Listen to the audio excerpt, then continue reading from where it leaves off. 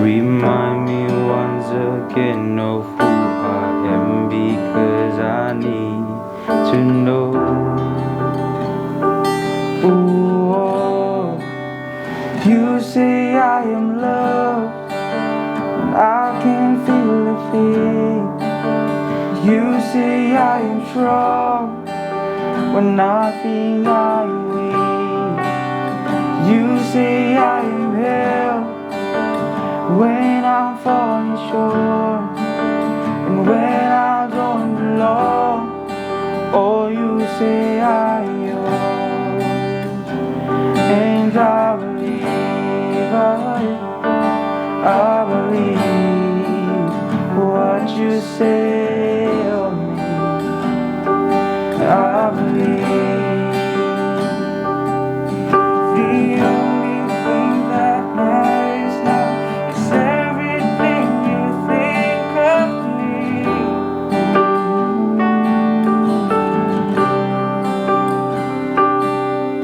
In you I find my world, in you I find my identity.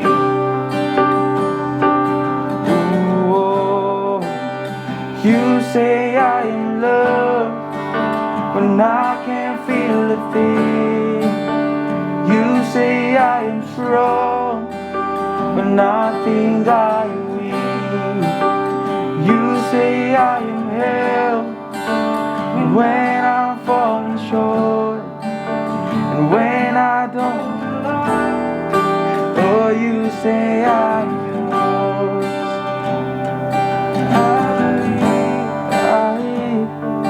I believe what you say of me. I believe. Taking all I have and now I'm laying it at your feet.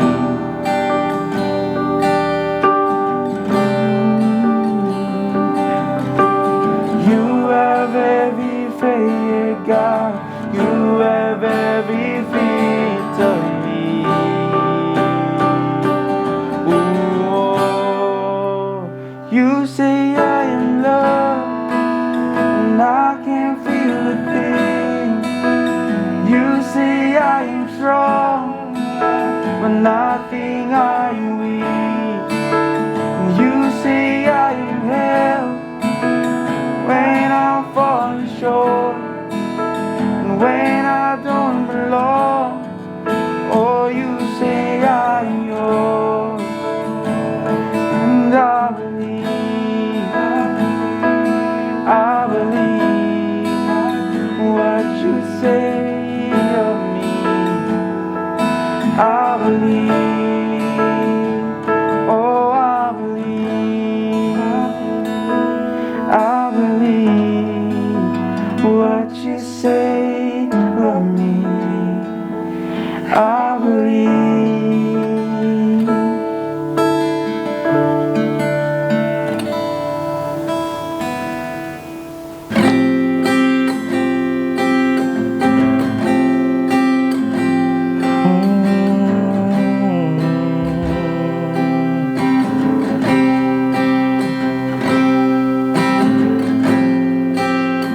Kekuatan di jiwaku, ketenangan batinku, ada dalam hadiratmu, ku menyembahmu.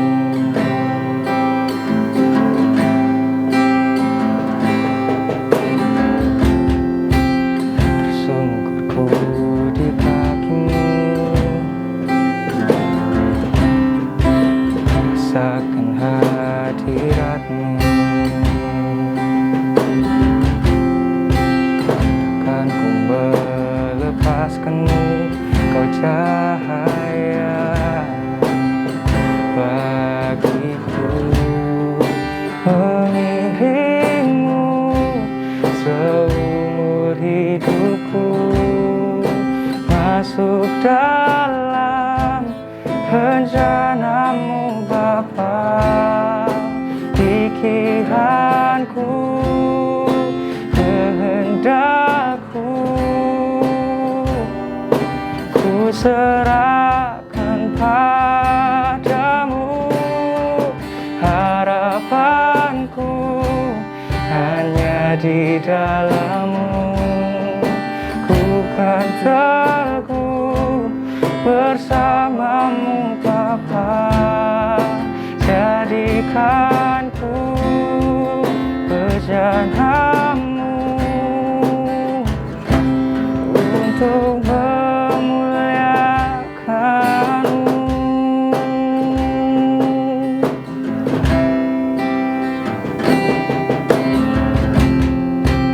Tersungkurku di kaki-Mu, rasakan hadirat-Mu. Takkan ku melepaskan-Mu, Kau cahaya bagiku.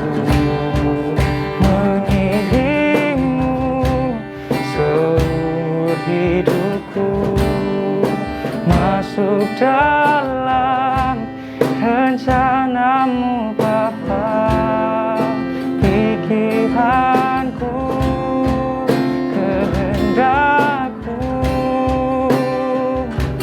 ku serahkan padamu. Harapanku hanya di dalam-Mu.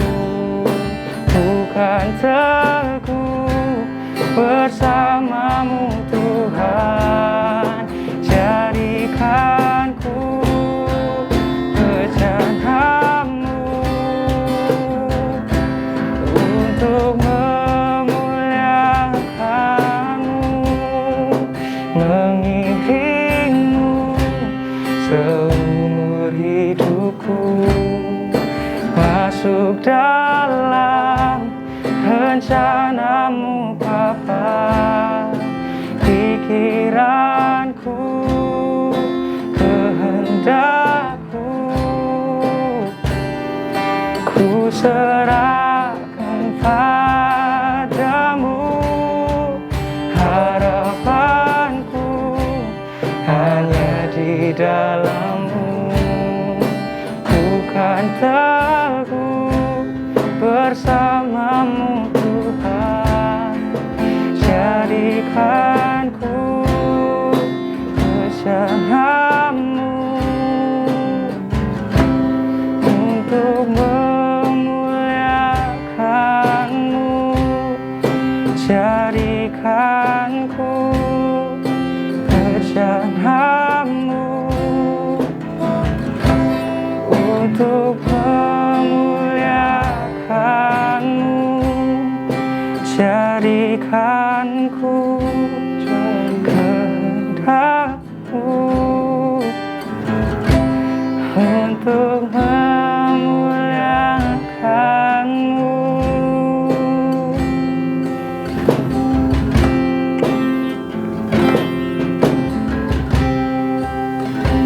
Selamat pagi para guru dan seluruh siswa SMA Karis.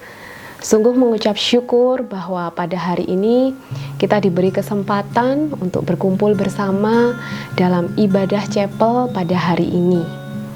Nah, sebelum saya akan membagikan sebuah perenungan, saya mengajak kita sekalian untuk bersatu di dalam doa. Mari kita berdoa. Bapa yang baik, kami bersyukur Tuhan izinkan kami untuk hidup hari ini. Bersyukur kalau kami diberi kesempatan untuk menghirup udara segar dan kami boleh mengawali hari ini dengan berbagai aktivitas yang kami kerjakan. Secara khusus pagi ini kami menyediakan hati dan pikiran kami untuk mendengarkan firman-Mu. Bantu kami untuk mengerti, lembutkan hati kami supaya kami mau dengar-dengaran, bersedia menerima teguran dari Engkau, sehingga kami boleh menjalani hidup yang berkenan di hadapan Tuhan. Ampunilah dosa dan kesalahan kami, sucikan kami, dan layakkan kami untuk menerima firman-Mu. Berbicaralah kepada kami Bapa, kami siap mendengarkan. Di dalam nama Tuhan Yesus kami berdoa. Haleluya, amin. Nah, pada pagi hari ini tema perenungan chapel yang diberikan kepada saya adalah tentang empati. Nah, sebelumnya saya ingin menyampaikan definisi kata empati menurut makna kamus bahasa Indonesia. Menurut makna kamus, empati adalah suatu keadaan mental yang membuat seseorang merasa atau mengidentifikasi dirinya dalam keadaan perasaan atau pikiran yang sama dengan orang atau kelompok lain. Nah, tentunya empati itu sudah ditanamkan kepada kita sejak dari masa kecil. Empati perlu ditanamkan sejak dini. Oleh sebab itu, empati ditanamkan di ranah keluarga, bahkan di ranah pendidikan. Sebagai guru bahasa, saya biasanya mengajak siswa membaca karya sastra, entah itu novel maupun cerita pendek, untuk menumbuhkan empati pada siswa. Lantas, bagaimana menumbuhkan empati menurut kebenaran firman Tuhan? Apa yang ingin Tuhan sampaikan atau apa yang Tuhan ingin ajarkan kepada kita mengenai empati? Bagaimana kita sebagai anak Tuhan merealisasikan empati dalam kehidupan kita sehari-hari? Nah, kita akan belajar tentang empati dari sang guru sejati, yaitu Tuhan Yesus sendiri. Dalam kitab suci dikisahkan beberapa momen di mana Tuhan Yesus menunjukkan teladan empati kepada manusia. Saya sebutkan 3 contohnya. Misalnya, 1. Yesus selalu peka terhadap penderitaan orang lain. Nah, bagaimana Tuhan Yesus peka terhadap penderitaan orang lain dapat kita lihat di kitab Matius 9 ayatnya yang ke-36.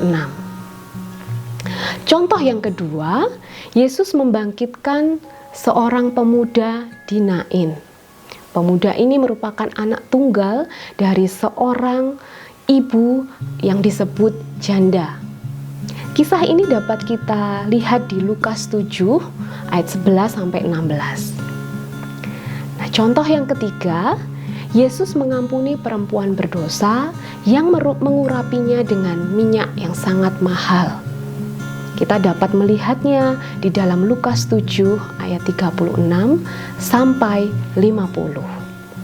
Seorang Farisi mengundang Yesus untuk datang makan di rumahnya. Yesus datang ke rumah orang Farisi itu, lalu duduk makan. Di kota itu ada seorang perempuan yang terkenal sebagai seorang berdosa. Ketika perempuan itu mendengar bahwa Yesus sedang makan di rumah orang Farisi itu, datanglah ia membawa sebuah buli-buli pualam berisi minyak wangi.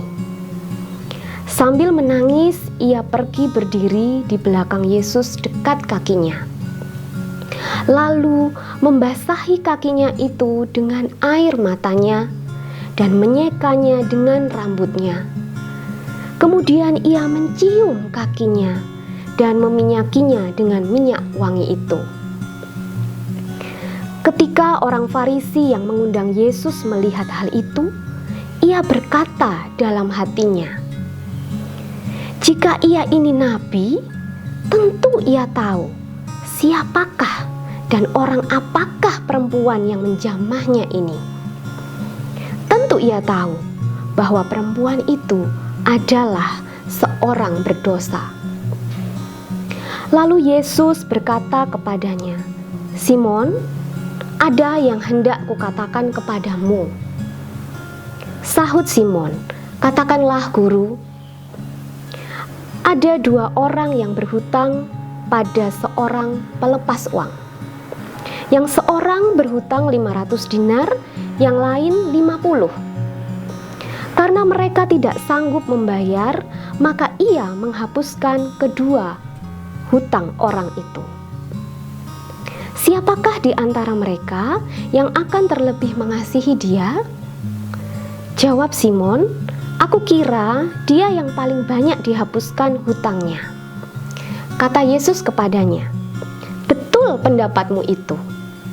Dan sambil berpaling kepada perempuan itu, ia berkata kepada Simon, engkau lihat perempuan ini? Aku masuk ke rumahmu, namun engkau tidak memberikan aku air untuk membasuh kakiku. Tetapi dia membasahi kakiku dengan air mata dan menyekanya dengan rambutnya. Engkau tidak mencium aku, tetapi sejak aku masuk, ia tiada henti-hentinya mencium kakiku. Engkau tidak meminyaki kepalaku dengan minyak, tetapi dia meminyaki kakiku dengan minyak wangi.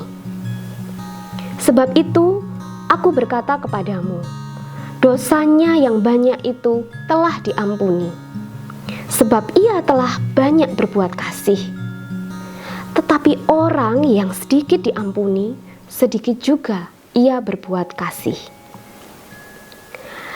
Lalu ia berkata kepada perempuan itu, dosamu telah diampuni. Dan mereka yang duduk makan bersama dia berpikir dalam hati mereka, siapakah ia ini sehingga ia dapat mengampuni dosa? Tetapi Yesus berkata kepada perempuan itu, imanmu telah menyelamatkan engkau. Pergilah dengan selamat. Nah, bagaimana perasaan kita selepas mendengarkan ayat-ayat tersebut? Apakah yang dapat kita renungkan dari perikop ini? Bagi saya pribadi, membaca satu perikop ini perlu dilakukan secara berulang-ulang. Semakin saya membaca dan menikmati momen di mana Yesus bertemu dan berdialog dengan Simon yang adalah orang Farisi, dan mungkin ada orang-orang di sekitarnya yang mendengarkannya pada saat itu, termasuk perempuan berdosa, saya ikut memahami apa saja yang berkecamuk di dalam benak dan perasaan mereka. Bagaimana dengan anak-anak di rumah? Apakah kalian juga merasakan hal yang sama dengan apa yang saya rasakan? Sekali lagi, membaca firman Tuhan tidak bisa secara sambil lalu.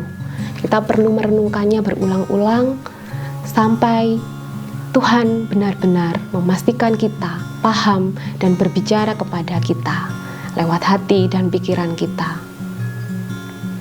Saya yakin kalian, anak-anak khususnya, bisa merasakan momen ini menjadi satu momen yang menyentuh hati. Ketika Yesus menunjukkan teladan empati, belas kasih Yesus kepada perempuan yang berdosa menunjukkan begitu besarnya kasih Tuhan kepada kita.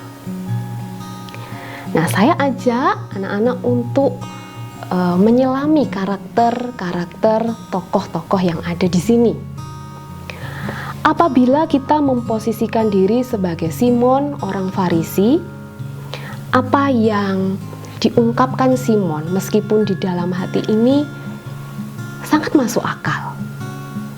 Simon sebagai seorang Farisi yang fanatik mempelajari tentang firman Tuhan, dia tahu bahwa perempuan yang tidak disebutkan namanya ini adalah perempuan yang berdosa. Sehingga sesungguhnya perempuan yang berdosa atau siapapun yang berdosa layak untuk dihukum dan tidak layak untuk diberi penghargaan ataupun belas kasih. Dan atau mungkin kita juga bisa berpikir bahwa buat apa meminyaki kaki Yesus dengan minyak yang sangat mahal? Akan sangat berguna ketika uang itu kita berikan kepada orang-orang yang membutuhkan daripada membeli sebuah minyak atau parfum yang sangat harum, yang sangat mahal harganya. Nah, di satu sisi Apabila kita memposisikan diri sebagai perempuan berdosa, maka kita mencoba untuk berpikir hal yang berbeda. Kita dapat merasakan dalam hati bahwa perempuan berdosa ini menanggung beban dosa yang begitu berat. Dan ia tidak sanggup menyampaikannya dengan kata-kata. Apa yang dilakukan oleh perempuan berdosa ini hanyalah menangis dan menangis, membasuh kaki Yesus, meminyaki kakinya dengan minyak yang dikatakan harganya sangat mahal ini. Perasaan perempuan berdosa ini tentu dipenuhi dengan perasaan yang berkecamuk, penuh dengan dosa, dan tentunya memiliki kerinduan untuk diampuni. Ada kerinduan yang besar akan sebuah kasih dan pengampunan. Nah, dari kedua tokoh tersebut, manakah tokoh atau karakter yang mencerminkan diri kita? Saya yakin ada kalanya kita seperti Simon yang perlu belajar lebih banyak tentang makna belas kasihan. Tapi di suatu waktu ada kalanya kita pun mencerminkan perempuan yang berdosa. Dan tentu saja kita sangat membutuhkan belas kasihan Tuhan. Ada kalanya kita tidak mampu mengungkapkan dengan kata-kata bagaimana kita menanggung beban dosa yang kita sudah lakukan. Dan kita merasa tidak layak di hadapan Tuhan, bahkan untuk berkata-kata sedikit pun, seperti perempuan berdosa ini. Nah, dari kedua contoh karakter yang sudah kita sama-sama renungkan ini, ada satu teladan yang menjadi panutan kita. Di dalam momen ini ada Yesus. Saya bersyukur ada Yesus di sini. Yesus yang mengajarkan betapa kasih Tuhan begitu besar dan mengajarkan kepada kita yang mungkin tidak begitu paham tentang arti empati kepada sesama, ataukah mengajarkan kepada kita yang membutuhkan belas kasih dari Tuhan dan juga kasih dari sesama. Sekarang tiba waktunya untuk merenungkan bagaimana Tuhan Yesus memberi teladan empati kepada manusia.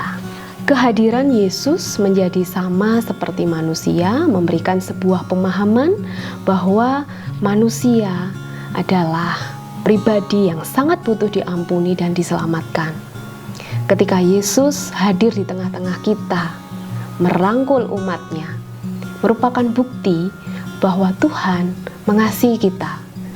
Ia membuktikan, ia menunjukkan empati kepada manusia. Dan sepatutnya lah kita juga melakukan teladan yang sudah Tuhan contohkan itu. Yesus dengan sabar memberi penjelasan kepada Simon yang adalah orang Farisi yang mengundangnya pada perjamuan saat itu. Memberikan penjelasan dengan sabar ketika Simon kebingungan melihat apa yang dikerjakan oleh perempuan berdosa itu. Dan mungkin Simon juga mempertanyakan bagaimana Tuhan Yesus meresponi perlakuan perempuan berdosa itu. Tuhan Yesus memberikan penjelasan kepada Simon melalui perumpamaan. Perumpamaan yang menolong Simon untuk memahami makna akan sebuah empati kepada sesama.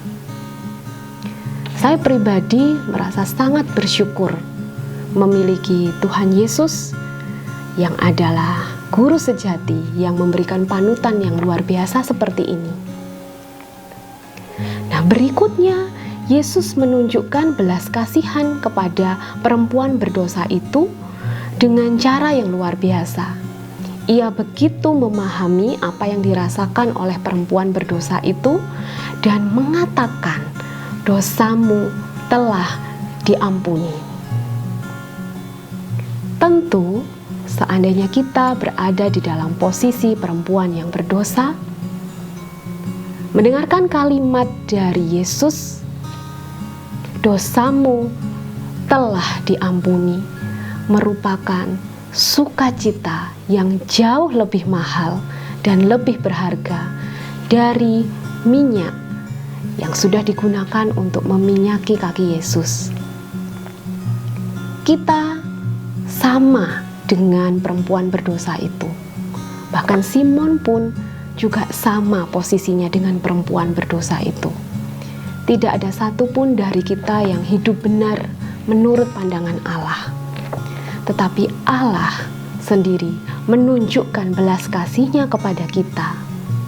Di dalam Yesus kita bisa merasakan betapa Yesus sangat mengerti kondisi kita sebagai manusia. Nah, hal-hal yang saya sampaikan tersebut menjadi sebuah perenungan bagi kita bersama untuk pada akhirnya kita juga terapkan kepada sesama kita. Yesus adalah teladan terbaik dalam berempati, sebab Ia mengenali ciptaan tangannya. Pada Mazmur 103 ayat yang ke-14 mengatakan bahwa sebab Dia sendiri tahu apa kita, Dia ingat bahwa kita ini debu. Perikop ini sungguh indah dan mengajarkan kepada kita tentang pentingnya berempati kepada sesama. Lantas, pertanyaannya adalah, bagaimana menumbuhkan empati kepada sesama menurut firman Tuhan? Saya menyimpulkan ada 3 hal yang perlu kita kerjakan bersama-sama.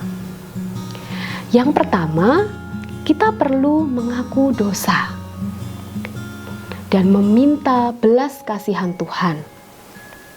Sebab Tuhan adalah setia dan adil. Ketika kita memiliki kasih Bapa, maka kita bisa menunjukkan empati kepada sesama manusia. Nah, yang kedua, kita perlu menyadari bahwa kita merupakan pribadi yang dikasihi Tuhan dan dipersatukan di dalam tubuh Kristus.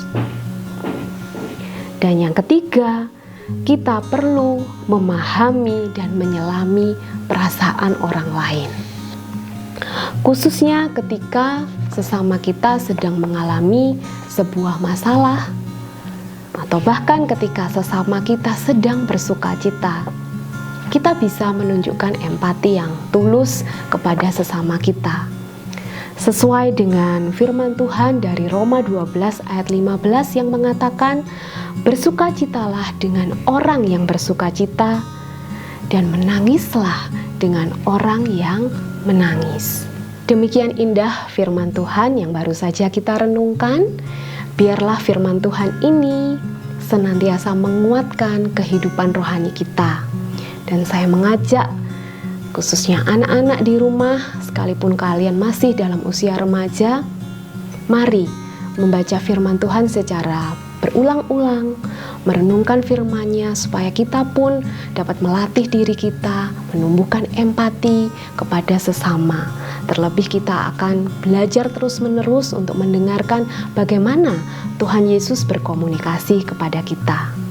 Kiranya firman Tuhan ini bisa menguatkan kita bersama, dan kiranya Tuhan memperlengkapi kita dengan kasih-Nya yang luar biasa, sehingga kita pun bisa mengasihi orang lain.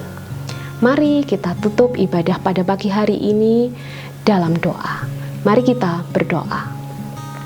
Bapa yang baik, sungguh bersyukur kami memiliki Tuhan seperti Engkau. Bersyukur untuk firman yang Tuhan sudah sampaikan kepada kami. Dan kami bersyukur Tuhan sendiri yang menjadi teladan bagi kami, Sang Guru sejati. Di dalam Yesus kami merasa dihargai, merasakan pengampunan yang luar biasa. Di dalam Yesus kami diterima untuk layak menghampiri tahta-Mu, menyentuh kaki-Mu, menyapa Engkau sebagai Bapa. Kami bersyukur Tuhan mengampuni dosa-dosa kami, dan kami bersyukur Engkau menyebut kami sebagai anak-anak-Mu yang terkasih. Oleh sebab itu, kami meminta kasih-Mu Bapa, supaya kami boleh menerapkan kehidupan kami berempati dengan baik, dengan sungguh-sungguh sesuai dengan yang Tuhan firmankan. Kiranya firman ini memberi kami peneguhan, peneguran sekaligus kekuatan. Di dalam nama Tuhan Yesus kami berdoa. Amin.